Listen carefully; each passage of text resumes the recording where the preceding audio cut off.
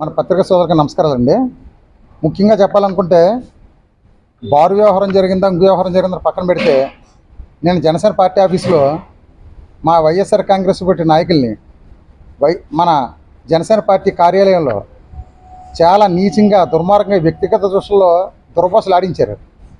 జనరల్గా ఎవరు ఒప్పుకోకపోయినా గౌరవనీయులు గుడివాడ గురునాథరావు గారిని, అమర్నాథ్ మన వీరభద్రరావు గారు కానీ, కొంతల రామకృష్ణ లిజెండ్స్ వీళ్ళందరూ అంటే వాళ్ళు ఉన్నతమైన విలువలతో రాజకీయాలు చేస్తారని ప్రజలందరూ నమ్ముకుంటారు.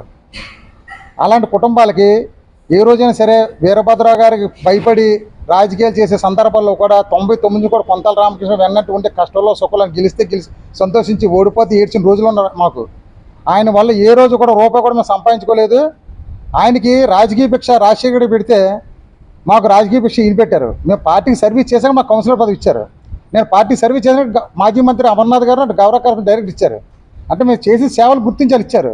ఆ రోజు అమర్నాథ్ గారిని కానీ మన కొంతల రామకృష్ణ ఏ రోజు వ్యక్తిగతంగా ఎవరు కామెంట్ చేసినా మేము ఒప్పుకునేవాళ్ళం కాదు. మా పార్టీలో కూడా ఇప్పుడు రామకృష్ణ గారిని కానీ కామెంట్ చేసి మా పార్టీ ఇప్పుడు లైన్ కూడా తాటద్దని చెప్పింది కూడా మా పార్టీ నాయకులు చెప్పింది మేము పాటిస్తున్నాం.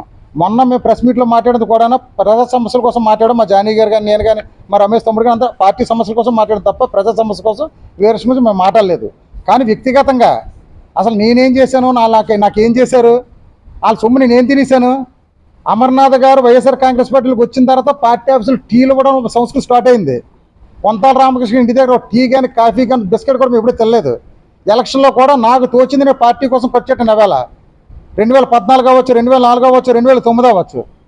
ఎవరో సొమ్ము అంటే ప్రజెంట్ కొంతల రామకృష్ణ గారు వెనకాల తిరుగుతున్న జూనియర్లు కానీ సీనియర్లు కానీ ఎవరికైనా సరే బొడ్డేడు 78 బొడ్డేడు కుటుంబం ఏంటి బొడ్డేడు విలువ ఏంటో తెలుసు. ఎవరో తిరం తక్కువ వాళ్ళని నెల తక్కువ వాళ్ళని తీసుకొచ్చేసి పెట్టేసి మా జానీ గారు గంజాయి వనంలో తులసి వనంలో గంజాయి ముక్కట ఏంటి జాజుల రామ రోజు కొడేస్తాడేటే ఇటు కొట్టిడే లేదు తిట్టిలేటి అనకాపల్లె బీహార్ అయితేనా ఇటు కొట్టిడేలు తిట్టిలేటి ఏంటి ఈ సంస్కృతి ఏంటి. కొంతల రామకృష్ణ మాకు విలువలతో కూడా రాజకీయం మాగినేరితే ఇంకా ఆయన విలువలతో కూడా రాజకీయం చేస్తాను మేము అనుకుంటున్నాం. ఇప్పుడు నా రాజకీయం చేతలు మాకు తెలియట్లేదు. అసలు కొట్టేసుకోవడం తిట్టేసుకోవడం నాకు అర్థం అవదు. మేము ప్రతిపక్షం అండి, మేము పాయింట్ అవుట్ చేస్తాం. పాయింట్ అవుట్ చేస్తే కొట్టేస్తారా, ఇంటికి వచ్చి చంపేస్తారా, ఏడిది దరిద్రం. అనకాపల్లిలో అంత నీచమైన రాజకీయం ఎప్పుడు మేము చూడలేదు.